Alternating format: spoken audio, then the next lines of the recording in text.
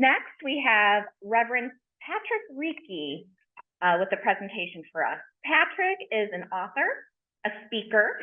He leads a healthcare team that has responded to more than 14,000 patient deaths.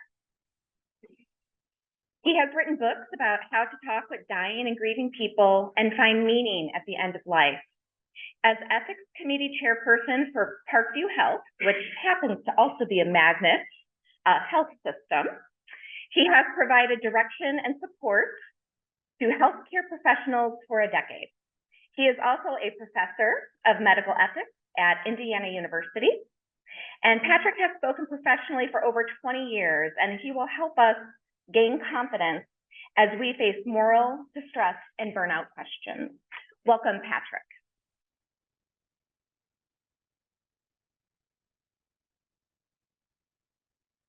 Thank you so much, and it's good to see all of you in the room and all those that are online as well. If you're online attending, and I think we have quite a large number there, maybe give us a thank you to Kara in the chat, and that way we know you're still alive too. You know, you're still there with us.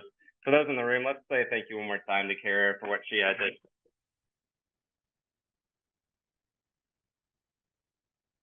Both the vulnerability, but the practical aspect too of what we can do to face these challenges.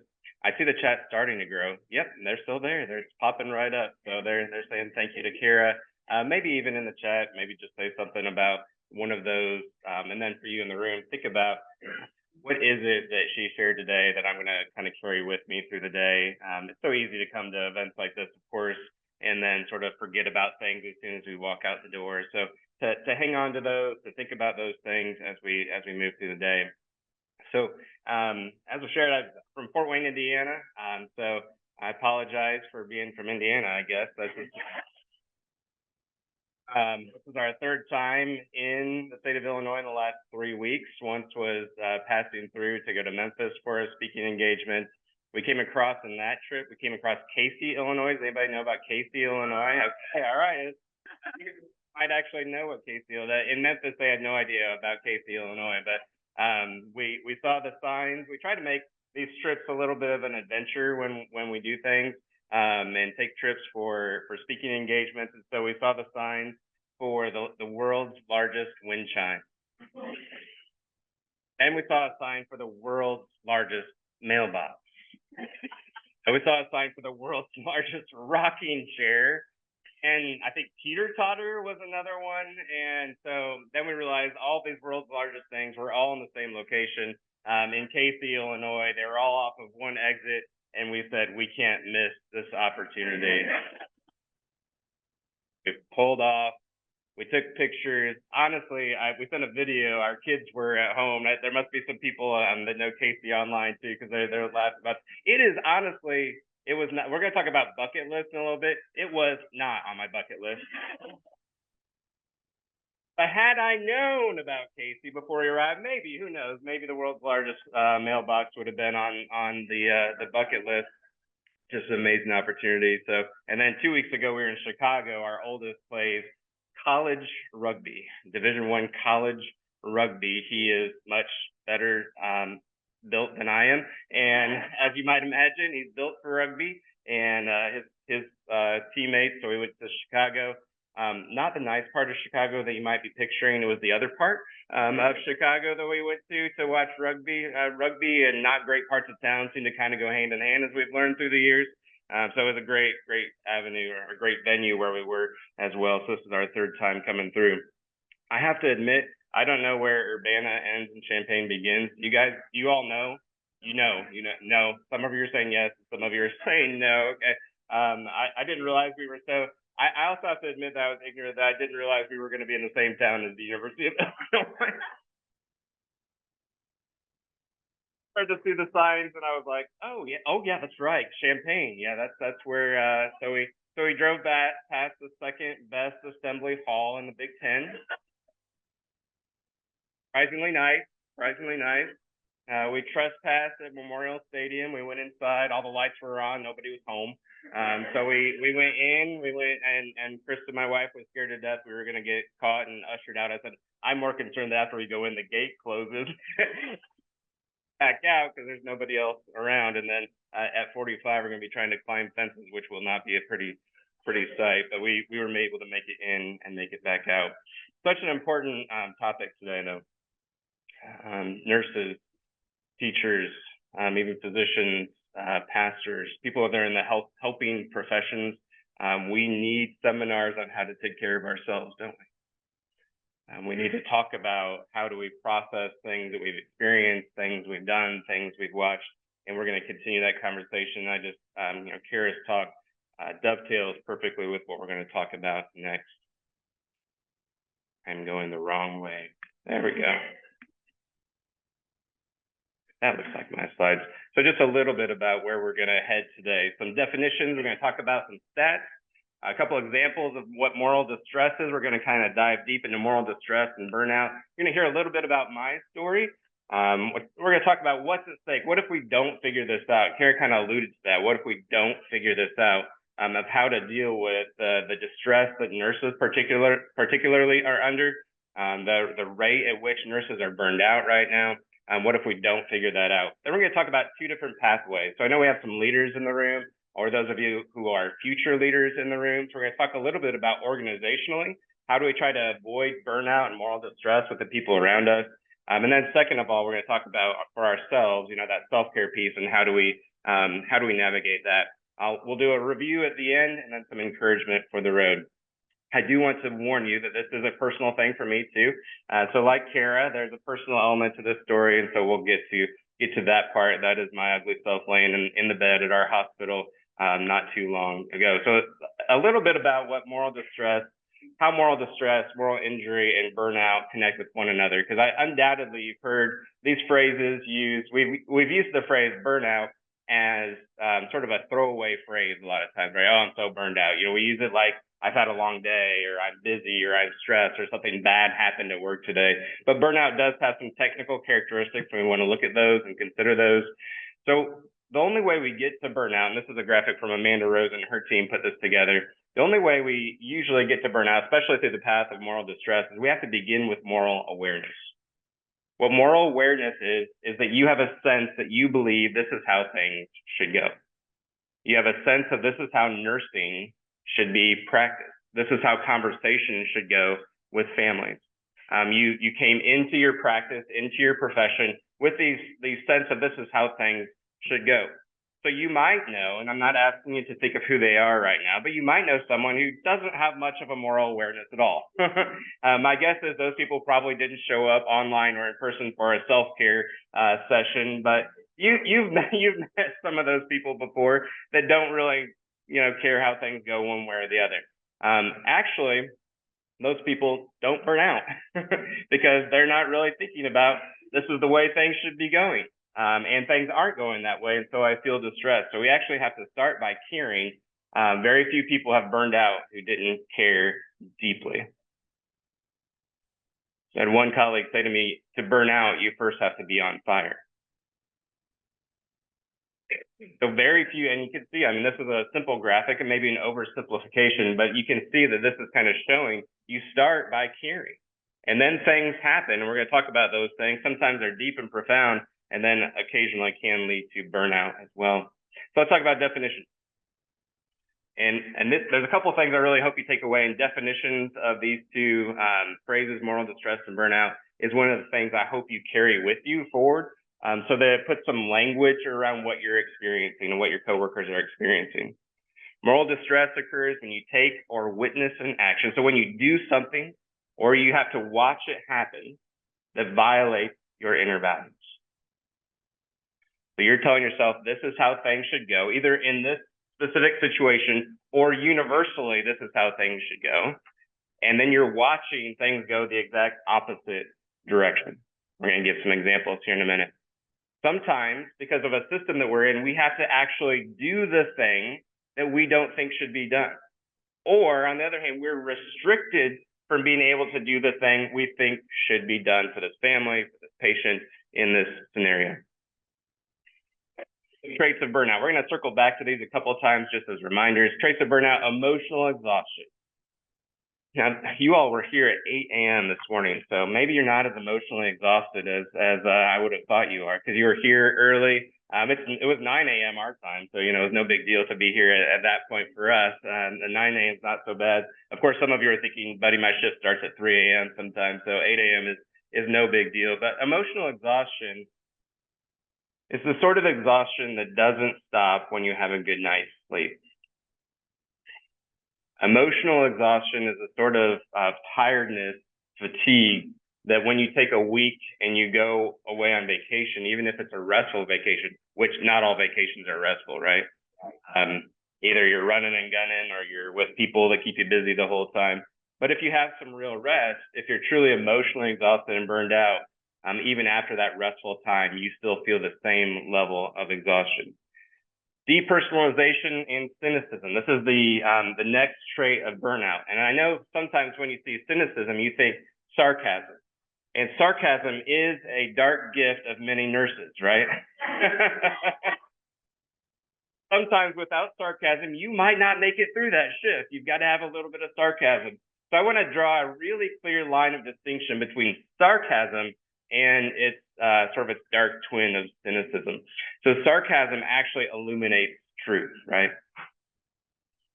Because there's been times you've had to say something to a physician that's surrounding that was sarcastic and helped her or him to realize the truth of the situation, right? Sarcasm can illuminate truth. Some very sarcastic people hold, hope and positivity inside of them. But cynicism is when it goes deep down inside. And the sarcasm that's on the surface is indicative of not really believing things will ever improve. Feeling hopeless, feeling trapped. And then last but not least, and Kara talked about this, that when you go from that phase of your career where you feel like every time I come to work, I feel like I'm making a difference, I'm helping people, I'm serving people. And then when you're burned out, you start to question, is there even really any point in doing this?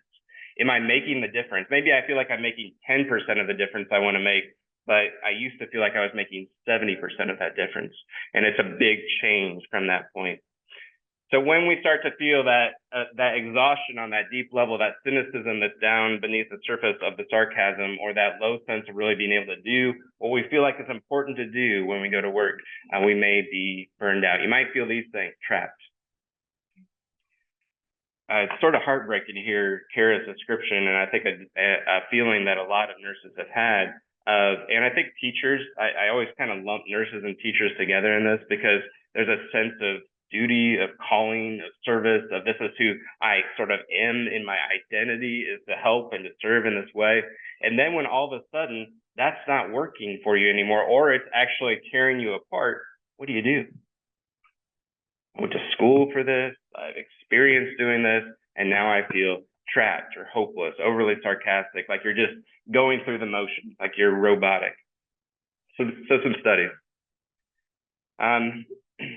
Since the beginning of the pandemic, between 18 to 25%, this was actually an early statistic, so it's increased since that time. A lot of people, as you know, they're not just leaving that nursing job, are they? They're leaving nursing. They're not just leaving that teaching position, they're no longer going to be an educator. And so the difference between people moving around from one spot to the next to leaving the industry usually is burnout, because they feel like if they go to the next role that's a similar role, they're going to have similar experiences. The American Association of Critical Care Nurses, so specific to critical care nurses. Do we have any critical care nurses in the room? Handful. And online, you can chat in if you're a critical care nurse.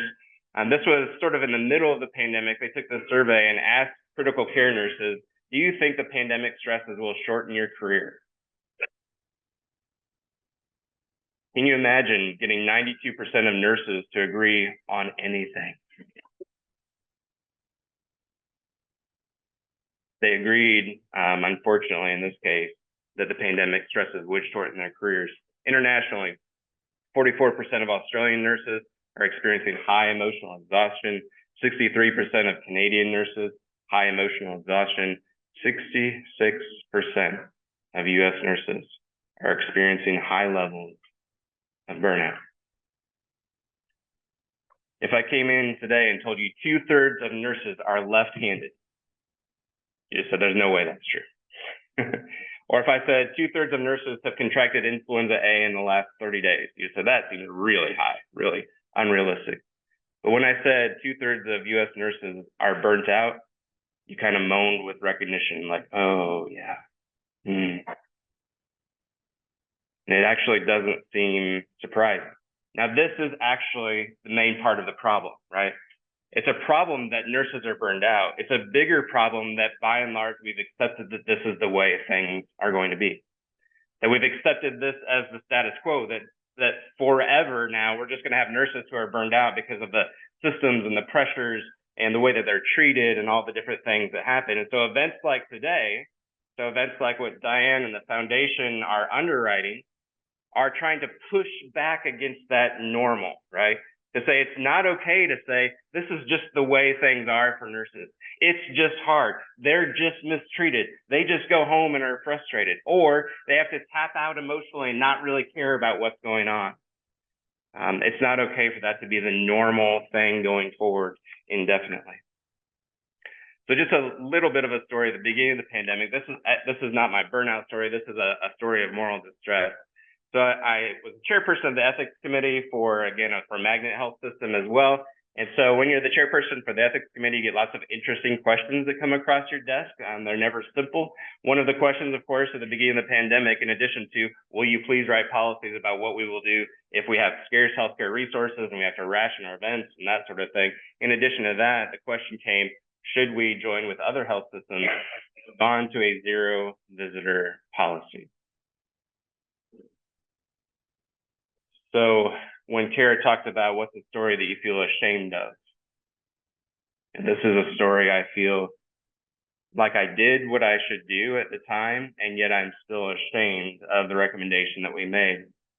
We were behind most health systems. Most, even in the state of Indiana, had already moved to zero visitor policy, so we were slower to do that than most.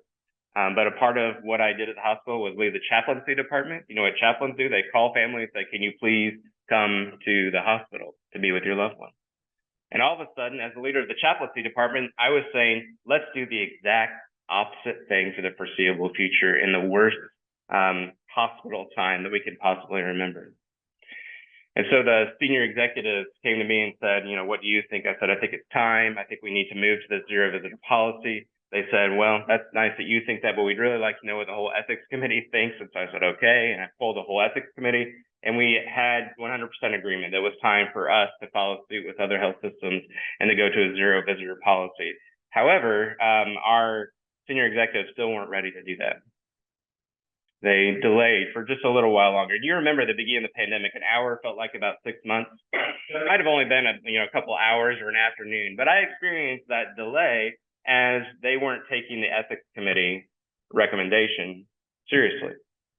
And if I'm to be honest, like Kara, catastrophizing a little bit, I was sort of thinking they don't take COVID seriously. And so I had that disjunction just for a little while there. So my moral distress here, my value said that the ethics committee probably ought to be listened to most of the time, right? So that brief time where I felt like we were ignored contradicted my values. I felt badly about saying this is what we should do, right? Like this is not a good thing to recommend. And then a year later, a state law was passed saying that if we ever have another, I don't know if this has happened in Illinois, if we ever have another pandemic, we will not be allowed to go to a zero visitor policy.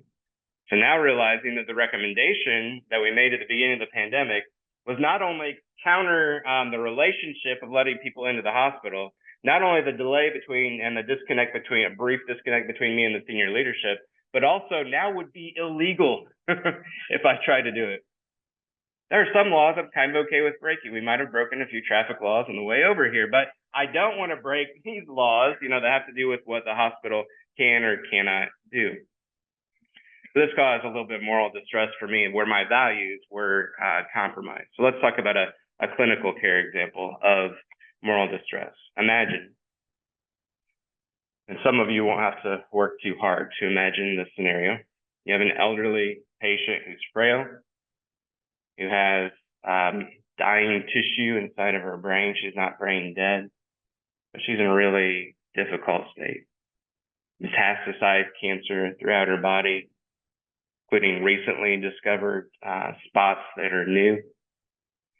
She's been in your care in ICU for some time. She's not verbal. She's not talking, not interacting. Her organs are starting to shut down, and she's dependent upon the vent to keep her alive. But the family requests that she be kept as a full code.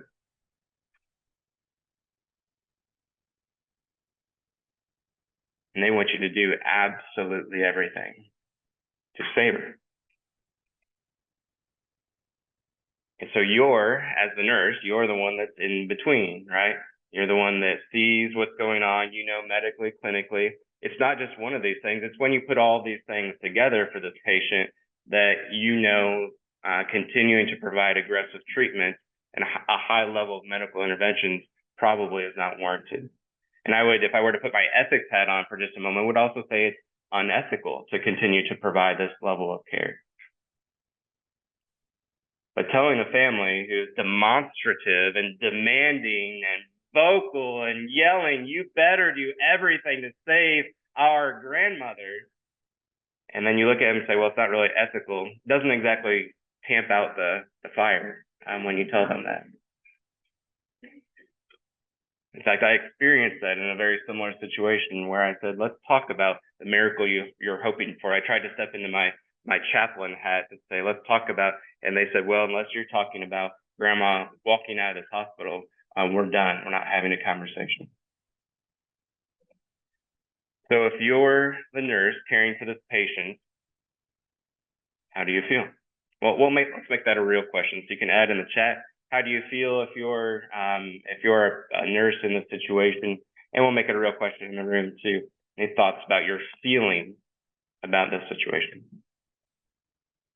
I'll sip my coffee and just stare at you awkwardly if nobody raises their hand. Say one more. Uncomfortable. Uncomfortable in the chat. Say one more time. Frustrated. Yeah. And devastated. Hopeless. Yeah. I have torn, anxious, conflicted. Torn, anxious, conflicted in the chat. Yeah. You're afraid, right? You're afraid because she's going to code, isn't she? Some patients, you don't know if they're going to code or not. You think they probably are. This is a patient who's going to code at some point in time because she's doing so poorly. And so maybe you're already having flash forwards instead of flashbacks about what it will be like to do CPR on this patient, what it'll be like to push those meds, what it'll be like to interact with the family either in the room or over the phone when that code eventually comes about. Because you have values that say this patient deserves to be treated with dignity and respect, deserves to be comfortable, deserves to have a peaceful end to her life, not a traumatic with all the bells and whistles going off and everybody rushing in and out of the room. That's not the way that she should leave this world. So you have those values, and then you see something that's presented to you that contradicts those values. This patient was a real patient for us many years ago, way prior to COVID, and she did code. And families stood there demanding that we continue for 47 minutes.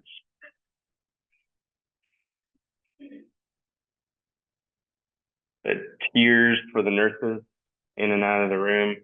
The only family member that was there at the time was a 17-year-old granddaughter, not the decision maker, obviously, as a minor.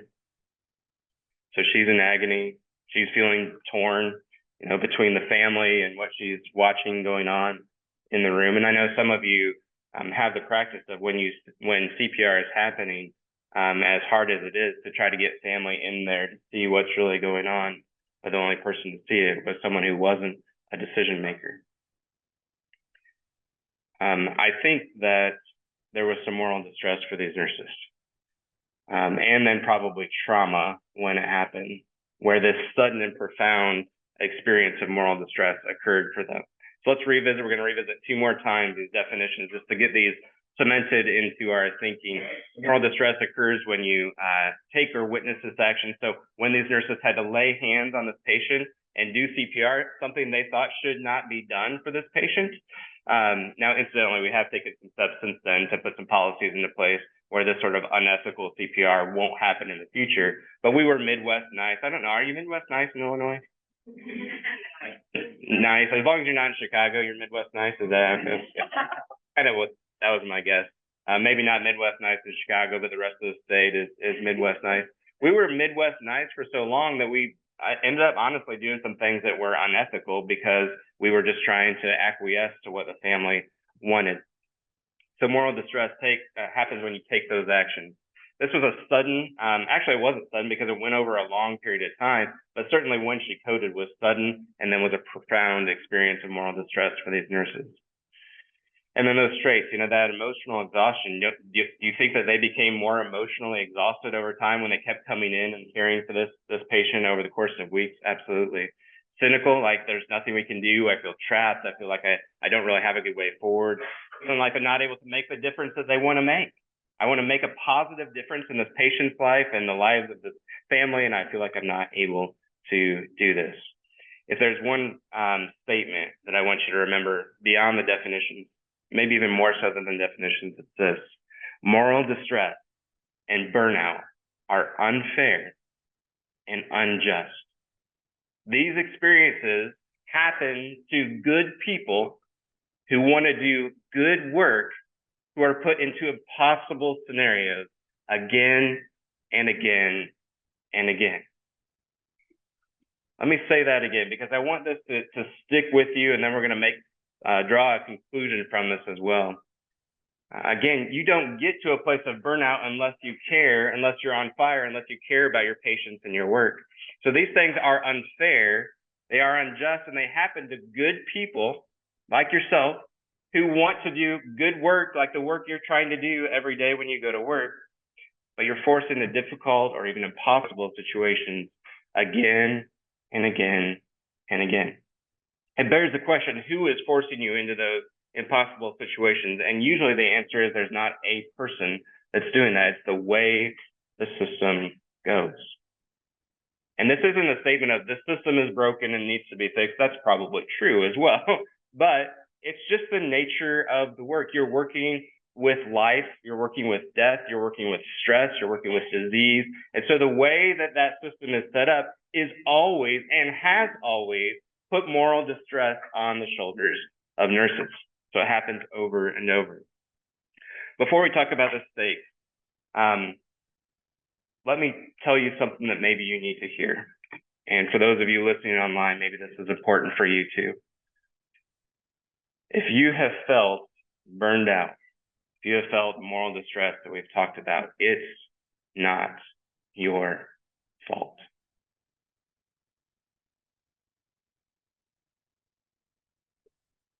Because what have we just talked about? You care, and then you're put into difficult situations, and then you experience moral distress, which can lead to burnout. In which of those steps did you make a mistake? Maybe in your worst moments, you thought picking this career, that's where I made, that's where I made the mistake. But you didn't make any mistake anywhere in there. You cared.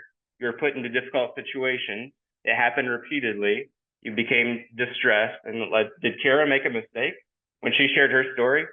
When she got to that point of burnout, did you think to yourself, well, you deserve that? No. Did you think to yourself, well, you had this coming because of the way you were acting? No, of course not. You thought this is an unfortunate thing that happened to a good nurse. And burnout and moral distress are unfortunate things that happen to good people. It's not your fault. So let's think about the stakes. So if we don't have days like today, if we don't have conversations like we're having, if we don't take away some of the things that Kara's talked about and others are going to talk about the rest of the day, what will happen? What if we do not address burnout and its causes? Well, as far as by the numbers go, the Surgeon General believes it will be short over 100,000 doctors, physicians by just 10 years from now. And we're already short doctors, aren't we? We're already short nurses, and we already need more of all of those things. But in a Surgeon General warning, a 70-page document, he said this is what he actually expects to be the case for physicians 10 years from now. Those acute care nurses, 92% of them saying this stress will shorten my career. Guess what? It will start to shorten their career. Even if those 92% weren't all correct, even if just 60% of them were correct, if they all leave a year early, that's a lot of nurses that are gone early. There's going to be a lack of access. We don't have enough nurses. We don't have enough doctors. On Wednesday this week, I was with the Indiana Association of School Nurses. Talk about the intersection of burnout, right? School, health, education, teachers. That was a big laugh. I think it's hilarious that the teachers are burned out. Come on. But yeah, no, I mean, they're right at that junction, right, of what's going on. There's already the numbers, you know, similar to what you would think about on a medical unit or a surgical unit or an ICU unit, where you've got a ratio, a nurse to patient ratio. They have those ratios, of course, in the school. They look something like 1 to 1,000, you know, where they've got one school nurse trying to take care of all of these students. And as those numbers go down, some of those, especially underprivileged students, are not gaining the same access to healthcare that they could. So those are some of the numbers, some of the qualitative things or quantitative things are going to happen. Qualitatively, we're going to have decreased patient satisfaction. If our nurses are burned out at a 2/3 rate, it's going to be really hard to make patients feel safe, feel cared for, feel provided for. Coworker disengagement. Now we read right past this because this is really a corporate buzzword, right? Coworker disengagement. We have engagement surveys, we gauge disengagement, that sort of thing. But when you think about what disengagement looks like for a nurse, it means maybe you're not paying quite as much attention as you could if you weren't in this state. Maybe you don't have the emotional energy to engage in that next difficult conversation with the next family. When you're disengaged, the effect is enormous. A lack of empathy, a higher cost due to errors because of that disengagement, PTSD, depression, absenteeism rate of any profession in the United States. Healthcare creates a burden. Let's talk about two paths. We're going to talk about organizational. So for the leaders and future leaders in the room, and those of you who would just love to be able to criticize your leaders because you know what they're supposed to do and they're not doing it, you're going to love this section. Talk all through those things. So you could think, yeah, if my leader did this, we'd be in a lot better state. And then we're going to turn the camera lens on you a little bit and talk about things that you can do to recover from burnout. So organizational step number one, sometimes we need to give, especially nurses, the opportunity to step out of a certain situation. I hope that if you've had a patient you've cared for and you know something's coming about that's going to be really difficult, that sometimes because you care about that family and that patient, you want to step in.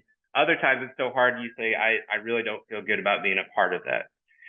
Now that part of that responsibility is on the individual coworker. You as the nurse or the coworker has to say, this is too hard for me. Is there any possibility I could step out? Now, obviously we need to continue to provide services. But sometimes there's the opportunity for you to step back, say, this violates something deep inside of me. I'll give you an easy, for instance, for us. We have a group that rotates on call for ethics. As you might guess, one of the major ethical dilemmas that comes to the ethics committee all the time has to do with women who are having babies. Can they be induced early, you know, that sort of thing. Well, one of the 5 of us that rotates on ethics on call is in that stage of life where she's having children of her own. So she said, if I'm on call and an OB calls me, I don't want to take that call. I want to opt out of that. Well, the rest of us are old. And so we said, you know, we're out of that phase. We care about children, of course, but this is not going to be as distressing for us to take that call as it will be for you. So we allowed her to opt out. Sometimes you can't opt out, right? Sometimes you're thrust into the middle of it, probably more often than not. All of a sudden it's happening and here you are. For leaders, for a lead nurse, director of nursing, you could take people aside and say, let's take a timeout. Let's talk about how difficult this is about to be or how difficult this has been. So sometimes this is a short debrief to go through some questions, to do things like what Carle led us through, thinking about your emotions and your inner dialogue. Sometimes it's right before we go into the scenario. Sometimes it's right after the person has died, right? They take a time out, say, let's think about how difficult this is. Organizational step number 3. This is really the key, is leaders who listen. If you have a leader anywhere in your org chart right now that's accessible to you, who is willing to listen to you, you need to Thank your lucky stars. It is unfortunately, I think, uncommon for us to have leaders who are willing to just listen to how we're feeling, even if they can't do anything about it, even if they can't solve it, to listen and say, I'm so sorry you're feeling that way. I'm so sorry you're experiencing that moral distress. I'm not going to belittle your feelings. I'm going to honor the fact that you feel this way and that you feel motivated to help our patients in this way. Having a leader who listens, or being a leader who listens, research shows a primary link between moral distress and burnout levels and how much leaders are perceived as good listeners. Well-being programs. Obviously, part of what we're doing today is a well-being program. And you probably have other arms of well-being that you're experiencing. And so having these well-being programs in place can be really important. There was a study that showed, this was for Community Health in Indianapolis, showed a link between a physician well-being program that they started and then the patient satisfaction scores went up. So imagine that, right? The physicians are in a better place and they provide better service to the patient. Now here's a warning about well-being programs. I'll just let you read this because I don't want to criticize well-being programs at a well-being program, right? So I'll just let you read this in the next slide.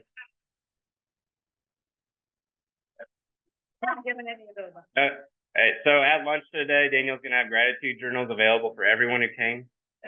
She's like, no, we're not. Don't tell them that. Yeah, I think we do see this sometimes in other places, though. I mean, the fact that we're doing this, there's a ton of people online. Nurse Wellbeing, but there's a lot of places that are just trying to put a token out there, right? Hey, I'm so sorry that COVID and being a nurse ruined your life.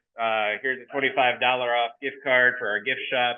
You can get some logo wear. Of course, prices for our logo wear start at $45 each. So you'll have to chip in some of your own money for a jacket or a baseball cap or something, but here's that $25. So sometimes that well-being program is like a parachute, right? A program is like a parachute. People notice when it's missing.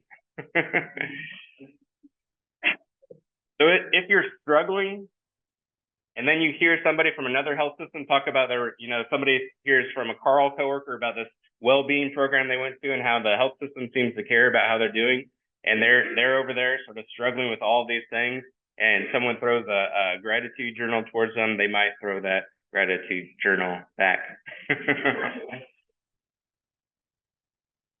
Step number 5 for organizations and leaders, non-punitive ways for people to seek help, to say, I'm not doing okay, I'm struggling, I'm depressed, I'm stressed out. Maybe it's because of work, maybe it's because of things at home, but I'm carrying that into work. How can I say that I need help? Is it viewed as normal for people to go to EAP, or is it viewed as, oh my gosh, they had to go to EAP? I will not ask anyone on that side of the podium to raise your hand if you've been to counseling, but I will ask everybody on this side of the podium to raise your hand. And absolutely, I've taken advantage of EAP through our health system. I was there last Monday. So this is an important step. But how do we affirm people and say, this is normal, this is natural, it's good for you to go to counseling, and so you don't feel like you're going to get in trouble when you raise your hand in that way. Next, non-punitive error reporting. Do you have an error report? I assume you have an error reporting system, Carl. What is it? What's it called? RO. RO? What? RL? What's RL stand for? Nobody knows. Unclear. I always love it. There's so many acronyms in healthcare, right? Sometimes we know exactly what they mean. Real life? We'll go with that, yeah. Really lucrative, yeah. Who knows what it is? By having access, so I'll admit that we use a program called Midas, and it's not super user friendly. It's not. There's nothing punitive about it, but how do you put that in? Sometimes is RL really user friendly? More than it used to be. No one wants to answer these questions in front of a group, right? More than it used to be. That's a good answer. More than it used to be. But when we feel like things are going wrong on our unit or on our floor, and we don't have a good way to say things are not going well, that's something that leads to moral distress, of course, too. Last but not least, we talked about this a little bit already with Kara, that peer support. How do we come around one another? Nurses are particularly good at this, of coming shoulder to shoulder, listening, having those conversations, so that when that new nurse or just a new nurse who's experiencing something new says, this happened for me, it was super stressful, I'm not sure how I'm handling it, and then their coworker to say, yeah, I remember when something similar happened to me, I wasn't sure how I was going to make it through. These are some things that I did. These are ways that I felt. It normalizes that reaction. And then those frequent expressions of like, I'm glad you're still here. I'm glad that you're making it through. So think about systems too. Before we transition to me sharing with you a little bit of my story and then moving into the personal pathway, think about how systems work either for well-being or against well-being. So sometimes the EMR does not work for our well-being, does it? No one when they were 15 years old said, I want to be a nurse so I can document stuff all day long. No, of course not. What did you say? You said you want to be a nurse so that you could help people, so you could heal people, so you could support people. Now the truth, and this will sound corny, but I do actually believe it. Charting is a way that we help people. Charting is a way that we help to heal people, that we tell the patient's story, that we're accurate, that we're providing the right care. However, that doesn't mean it's an investment in your well-being. It's an investment in the patient's well-being for sure. But there's some of these systems, bureaucratic systems, where people can't really understand how to navigate those things. Those systems can increase moral distress, whereas other systems, like talking about mental health at meetings, saying, you know what we're going to do is every time we meet, we're going to just have a one quote that talks about how we're doing with our mental health. Or, every August, we're going to bring in an EAP counselor to talk about how do you process the difficult emotions of being in healthcare, to make it a standardized thing and a systemized opportunity to address these things. The real key here is leaders who listen.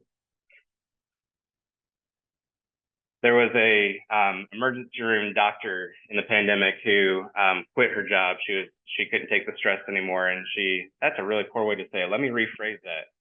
She had dealt with stress for a long time, and she made a decision for herself that it was time to not do that anymore. She had like a lot of ER doctors, a quick wit. And so her statement about leaving the profession, not just leaving her position, but leaving the profession was, if I felt like somebody heard me, I probably could have stayed miserable for 6 more years. So was the work going to get easier in the ER? No. Work's never easy in the ER or just about any place else. But if she'd have felt like somebody was hearing her concerns, was listening to her, was being supportive, she felt like she could carry on. So a little bit of my story. Last fall, I was emotionally exhausted, what we described earlier. During the pandemic, which I consider it to be 30 months from March of 2020, there's lots of ways to mark it, but until October of 2022. During those 30 months, one of my teams responded in person to 5,563 patient deaths. And these sometimes were, it's a mom miscarrying, a patient miscarrying at 12 weeks in the ER, having a stillbirth in the family birthing center, patient dying in our hospice or oncology unit. But a lot of them, of course, during this time were patients in our medical ICU. And of course, to go back to an earlier part of our discussion, many of them dying without their family nearby, where our chaplains, our nurses, our social workers, and others were there to be that support.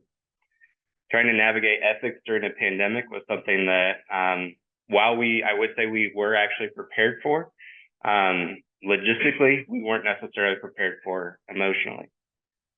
I experienced leadership conflict during that time. Some of it was my fault.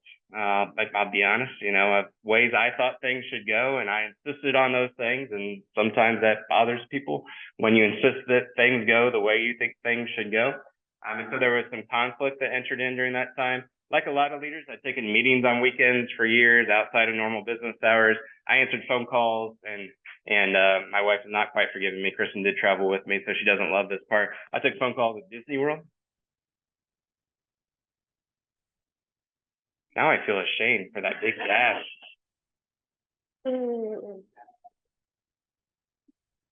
That was what Kristen was also thinking in her head when I answered the phone. At Colts games, tucked away in the all concrete men's restroom, trying to be heard on a call during a Colts game. One time we were pulling up to the beach, and my secretary called because she had a question. And And if you're telling yourself this guy needed to do better with boundaries, that's probably true, but you also know sometimes you've tried real hard to have boundaries and people have jumped right past them. So yes, I needed to work hard, I needed to do better, and also it's sort of part of what we do. I can remember many times standing, 100 yards from my kids' activities on the phone or taking a meeting about something on a weekend. I honestly had to get off of social media because I couldn't watch everything that was going on. And then because of being clamped down and being off of social media, I experienced the isolation that so many of us felt. And so fast forward then to basically what I consider the end of the pandemic last fall. My 44th birthday, this is me and 3 of our 4 kids. Don't you love those pants? I mean, those green pants. I wasn't joking about that, but my 15-year-old daughter told me those were a big mistake, and you see what I chose to do after she told me they were a big mistake. And so this was Labor Day, so the kids were off school, off work. I was off work, and so we went to our favorite Mexican restaurant, Casa Grande, and enjoyed a nice lunch. Our college kid, of course, was away at the time and at college, but the 3 of them were able to join us. We had a great lunch, but I already knew something had changed inside of me and had changed physically inside of me. This was the same day. When I woke up that morning, I knew that my heart was not beating like it usually did. As soon as before my feet even hit the floor, I could feel it. I know not everyone could feel AFib, and so in one respect, I'm very fortunate that I could feel it. I strapped on the Apple Watch, and Apple Watch started to confirm what I was feeling. A blood pressure cuff at home that every time I used it set a regular heartbeat. Went into the ER after lunch. So unfortunately, like a good healthcare person, right, delayed my care. That's right. I knew I wasn't gonna get lunch at the hospital, so birthday, doggone it. So yeah. So on my birthday, on Labor Day, here I am. They made me take the green pants off. So the saddest part of the story. Actually, using a bedside urinal for the first time in my life was probably the saddest part of the story. Not as pleasant as you might think, as it turns out. So after some time and exam, EKG, of course, blood pressure and all of that, the doctor came in, sat at the computer terminal right next to me, and he said, what we usually do for people that are in your situation, first 24 hours onset of AFib, your first time having AFib, is we cardiovert you. Now, I'm not a clinical person. I've worked in healthcare for 10 years. I'm healthcare adjacent, which means I know some things and not other things. And so I said, what does that mean? Cardiovert me. He says, that means we're going to shock you. And I thought he was kidding. And I laughed, and I said, and he did not laugh. I thought he had a great sense of humor until I realized he wasn't joking. And he said, no, this is really what we do. And he said, well, shave your chest. We'll put a pad on your front. We'll bring the crash cart in, pad on your back, and then the computer will decide the right time in between your heart rhythm to shock you, and hopefully your heart will go back in rhythm. That hopefully part bothered me a little bit. Other option, and I did ask what the other option was, and he gave me a few of those, and I wish I hadn't asked what the other possibility was, what would happen with being cardioverted. And he said, so usually what we do is we float people along. They have the cardioversion, and then we'll see, you hopefully can go home till later today. Okay. I said, tell me about usually floating people along. He said, well, most people don't want to feel 225 joules of electricity going in their chest and out their back, and they don't want to remember being shocked like that. And I'm thinking, I've seen people be shocked, but usually they were, not with it, not having a conversation with the doctor. I've seen cardioversion plenty of times in the hospital, seen, of course, CPR, et cetera, and which is also why I couldn't believe that it was going to be me that was getting the cardioversion, because I didn't look like most of those people that I'd seen cardioverted over time. And he said, well, people don't want to remember it. That's why we sedate them. I said, this is hopefully going to be the only time I ever get electrocuted. I want to remember that. At which point the respiratory therapist that was in the room went,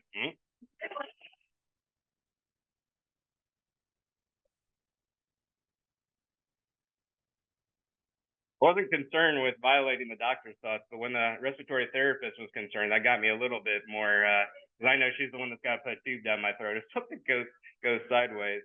But he said, you would probably get out of the ER sooner if we don't sedate you. But let's give it a shot. Give it a shot. Let's give it a shot. I said that on accident, and that's actually kind of funny. And so we went for it. They came in, they shaved my chest, which was also not a pleasant part. I'm a very hairy German American, and so I had for some time a large shaved patch there, with a patch in the front, patch on the back. Now, most things in healthcare take a long time, right? You're waiting, you're waiting for that spot. So I'm thinking this will happen at some point later this afternoon. And then I hear the doctor say, clear.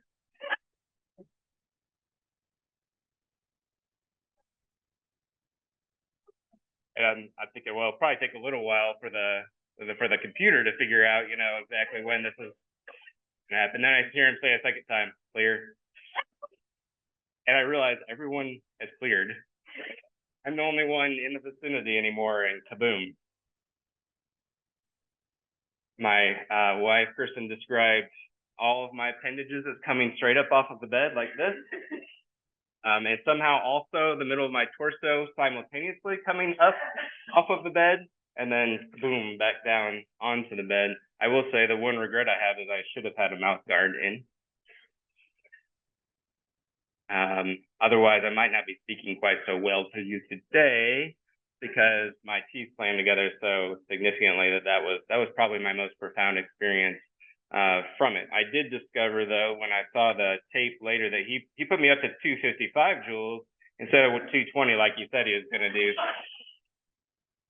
That was probably a nurse request, to be honest. They're like, we got the chair of the ethics committee getting cardioverted without this. Buddy, come on down and watch the show. The room fills up, with people I've never seen before in my life, and I'm pretty sure not a part of my care team, but they're just here to see I get cardioverted. And then as soon as I'm like, kind of coming back to, I realize they're all exiting the room, which I know in the ER is one of the best things you could possibly see, is when everybody's walking out of the room. And as you can see, I wouldn't be able to tell you what it is, but as you can tell from looking at that, my heart very thankfully went back into rhythm. I wish that was the end of my story. A few weeks later, I had the first diagnosis of depression and anxiety that I'd ever had in my life. My first mental health diagnosis. And I know, again, I'm fortunate, privileged to get to 44 years old and not have had a mental health diagnosis of any kind and not struggled in that way. But we do have to pay attention when we experience things for the first time. We have to ask ourselves, like Kara said, why am I yelling like this at my kids? This isn't normally how I am. This is a picture of me with our oldest. And I include this picture as just a moment of mental health awareness because this is what depressed people actually look like. Yeah, I guess I am wearing, I was gonna say I'm not wearing black, but I am actually wearing black. I've got a nice haircut. We've traveled to watch my son. I'm happy to be there. I'm smiling to the picture, et cetera, et cetera. So sometimes just because of the way a person presents doesn't exactly tell you everything you need to know about what's going on inside, of course. This really crumbled my sense of identity last year. I'm an ordained pastor. I think at this point, people know ordained pastors don't really have their stuff together as much as we used to think, but as pastors, we still like to imagine that we have our stuff together. I thought I was a capable leader. I'm the chairperson of the ethics committee. I wear suits to work, for goodness sake. Come on, I must be a strong person, not somebody that needs help like this. And so to sum it up, similar to what Kara expressed, the work that I had enjoyed for so long was really taking a toll.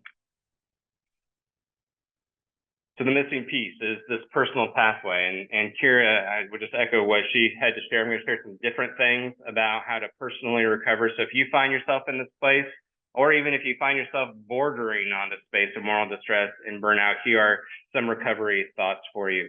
Really, the place you have to start is being aware. What is this?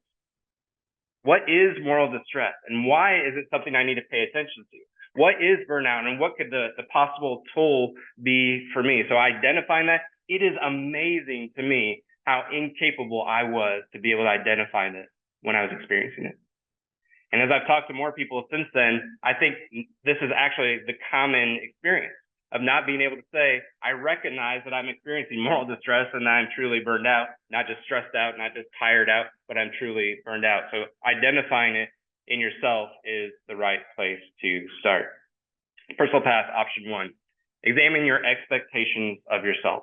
What do you expect yourself to do? And similar to what Kara said too, if someone else was talking to you and they said, these are my expectations and this is how I feel about myself, what would your response be to them? Are your thoughts inside of your head kind to yourself, or are you beating yourself up for not meeting perhaps unreasonable expectations, either just unreasonable all the time, like these would never be reasonable expectations, or they're unreasonable for you today, right now, during this season of life? So examining those expectations.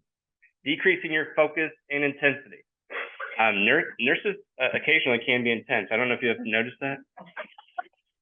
Probably not. I've noticed as a non-nurse, I've picked up on it, that sometimes nurses are a little intense. That intensity is really valuable and is necessary in a lot of situations. You know, if I'm hit by a truck and I go into the ER for a trauma, I want my nursing team to be pretty intense and pretty focused. But that intensity and that focus level, sometimes it bleeds into our time that we're not at work. And we wake up thinking about work, go to bed thinking about work, find ourselves sitting around the dinner table talking about work. And all of a sudden it feels like that focus and intensity level is sort of overrunning other things in our lives. So if when I said that, waking up thinking, falling asleep thinking about it, and talking about it all the time, if you were like, uh-oh, that's me, this is a signal to maybe decrease your focus and intensity level, especially when you're away from the job. Next, we're going to give attention to your nervous system. So how many of you have at least at some point in the past done some sort of exercise that was intended to help your nervous system? Raise your hand for me if you would. A few of you? Okay, good. So I'm a little behind the curve on this. So last year was my first time to say, apparently I need to start paying attention to this, because it actually took 6 months before my doctor diagnosed my AFib as vaguely mediated, meaning that my vagus nerve was so fried from all the stress that it actually kicked my heart out of rhythm. And so I started to look up things online, things I did not understand very well about how the nervous system works and how it regulates or doesn't regulate. And so there's been a bunch of these practices that I put into my life over the last year, and we're going to do one. This is the first time I've ever led a nervous system exercise with a group of people. So if I look like an idiot, just roll your eyes and let's move on. You know, so this is what we're going to do. If you have glasses on, if you take them off for just a second, that makes it impossible for you to see what I'm doing. That might not be so helpful.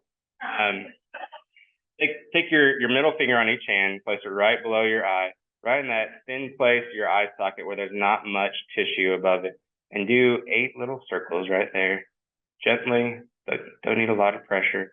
After those 8 circles, slide your fingers around your temples. This is the motion you make when you're really stressed out at work, right? And you go like this. So make some 8 circles there on your temples.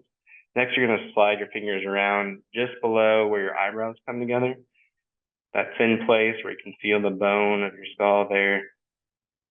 You're going to do 8 little pressures there and then slide around. I could see that if you're online, you're not doing it. So go ahead and start doing it.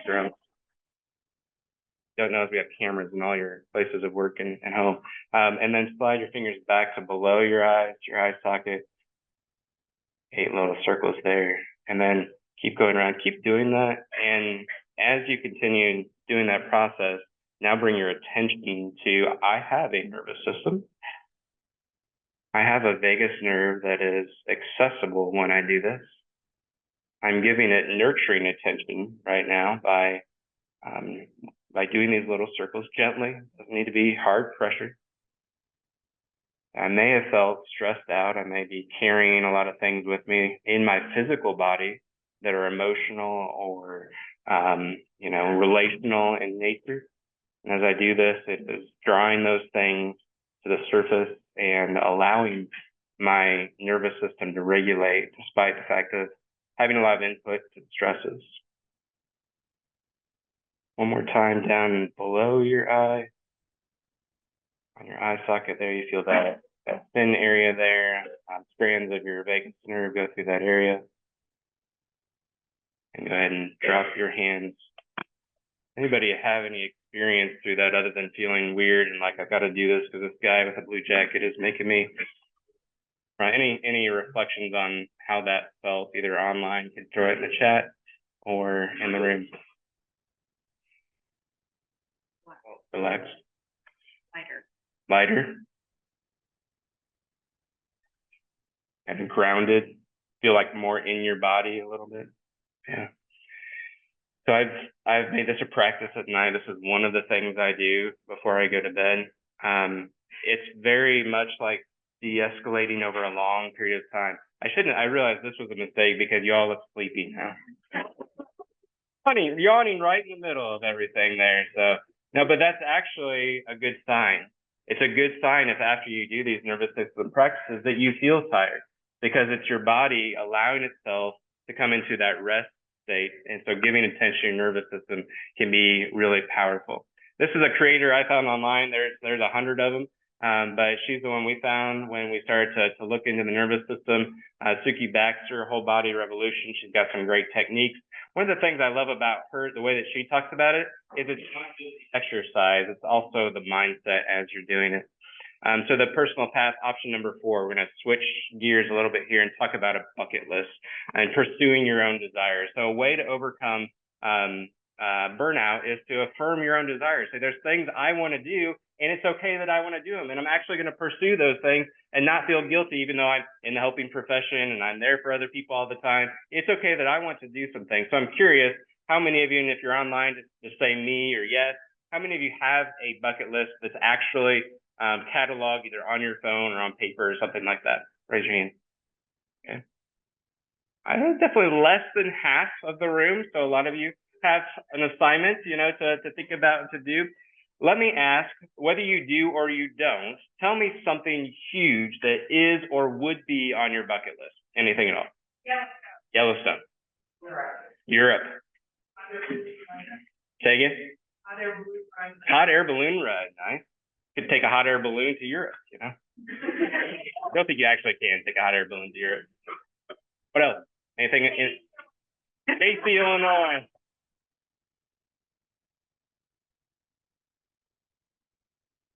How long has that been on your list? About 40 minutes. Parasailing. Italy, Greece, Alaska, Japan. Alaska cruise for 21 days. Okay, 21-day Alaskan cruise. PTO slip is going to be coming. Somebody needs to watch out. That's coming in. And now let's think on the other end of the spectrum, something simple that you'd like to do, maybe it costs nothing, is very accessible, that you'd like to put on your bucket list. This may actually be a harder exercise, but if you're in the chat, drop something in there. While you're thinking about that, I'll tell you one that I put on, because you're going to think this is silly, but it's very accessible. I had never boiled a teapot until it whistled. I don't like tea. I don't drink tea, but I'd seen it on TV before when people would boil a teapot until it whistled. I thought that looks kind of satisfying. And so I put it on my bucket list, and I boiled that teapot and it whistled, and it was deeply gratifying. Gratifying because a whistling teapot is gratifying, maybe, but it was also gratifying because it was something I said, I want to do this, and it's accessible. Now, I also have things like go to the Holy Land on the list too, so they're at both ends of the spectrum. But what's something simple and accessible? Have knit, learn to fish, skydive. Knit, learn to fish, skydive. Does anybody in the room knit? Is that an easy to achieve thing? Is it? Okay. Well, I assumed that was difficult to achieve. It would be difficult, I think, for me to learn to knit. What else in the room? Something accessible. It would be easy for you. Maybe you could even do in the next few days. Recipes, learn to sew or quilt. Good. Walking. Going for a walk for your mental health, right? Yeah, absolutely. What else? Watercolor. Good. Read a novel. Read a novel, watercolor. Were you gonna say something? Put the Christmas tree up. That's a good guidance. And you see where intention then you're probably going to put the Christmas tree up anyway. But to say, here's my intention. This is something I want to do because it's important to me, and then to do it is so affirming. So this guy, Ben Nemtin, if any of you remember an old show on MTV called The Buried Life, he's from The Buried Life. He's also a public speaker. He talks about how developing a bucket list helped him to overcome depression, and it's a really impactful. I would highly recommend. He's got a journal that leads you through putting together a bucket list, but find a way to start affirming your own desires. Personal path option number 5, draw boundaries, eliminate energy suckers. The first step is identify energy suckers. What is taking my energy? What meeting is driving me bonkers? What person do I not want to work with anymore? You might not be able to say, you know what, just automatically they're out. But how do I navigate that? How do I make sure I'm not just letting it happen to me? And sometimes we need to take some time away. We need to take a leave of absence or something like that. Developing helpful mantras. This top one was mine for the last year. I've sort of moved on from this one because some things have significantly changed for me now. But things can change at any time. The truth is, they will. We might not like how they change every time, but they will change. This too shall pass. I've survived 100% of my worst days. This is one that I've borrowed from Kristen. I've survived 100% of my worst days. My new one now is, it's not my job to save the world. Maybe that's the one you could take with you. That's one thing you could take with you as a mantra. It's not my job to save the world. And then similar to Kira, confide in 1 or 2 trusted people. The final step for recovery from burnout, I believe, and this is one that has to be practiced all the way through, is self-forgiveness. Is looking at things that you've had to do or things you've had to be a witness of and say, you know what, I need to forgive myself. And I was talking about this for a while before I realized I had never actually done this for myself in a purposeful way. And I needed to sit down and write out the thing. I wish I hadn't done this. I wish I hadn't been a part of this. I wish this wouldn't have happened. All these different things. And then I had to say, do it like the meditation we did earlier. I still have value, even though I was participating in these things. So just real quickly before we wrap up at the end, if you've got your phone with you, I would love to have you tell me a little bit about how this talk was for you today, what was valuable. So if you take your phone out, open your camera app. I'm going to give you just a minute. This is a really quick review. If you're online, hopefully you're on a desktop or a laptop and you can open your camera and take a, I guess you don't actually take a picture, point your camera at the QR code. This will take you to a Google form and ask you a little bit about your experience today. You listened to a burnout talk. Tell me a little bit about how this helped you or could be improved for nurses when I have this conversation with them in the future. When you do this, then I'm going to send you next week a PDF that's going to talk about the 2 paths that we've talked about today. So you don't have to remember all these things or scroll through a PowerPoint later. You have that PDF easily accessible. It could be printed or something you could tuck away in a file someplace.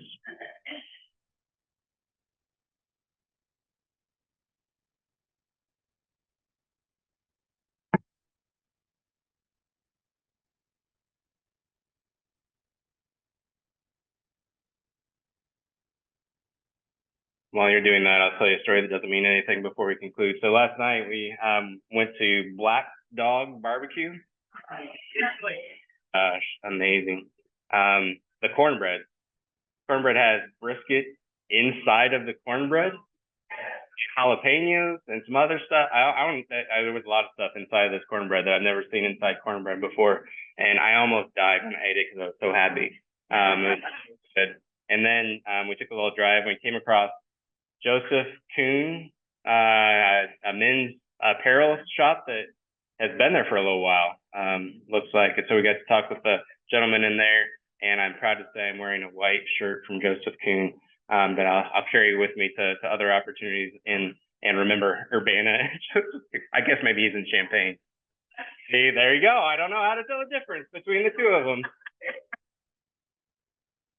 So one last word that I just want to really drive home for you. These experiences, do not, please do what you can to not couple the experience of moral distress and burnout with guilt and shame. These things cannot decrease your value. You have value simply because you exist, because you are here. You have value. These things cannot dim your dignity. They can't take away your value, can't wash away what you're worth, can't decrease your value, not only in the world, but can't decrease your value on the team either. When you come to work, you have so much to offer, and it's so easy I think especially for nurses to overlook what they have to offer, but to see that for what it's worth and to affirm that. So this has to include these two paths. The organization we need to get our acts together, of course, in the organization. Today, what's being offered through the foundation is fantastic. This is an amazing opportunity to right the ship organizationally, and then there's steps that we have to take for ourselves as well. The bad news is burnout recovery does not happen overnight. Experts say this is going to be the most depressing. I shouldn't end with this. This is not good news. Say it takes 1 to 3 years to recover from a true burnout state. But the good news is you can start that clock today and start taking those steps towards recovery. And the good news is too, you're worth it. You are worth taking that time and that attention for. So thank you. I'd love to find you on LinkedIn or other places. Thank you so much for having me.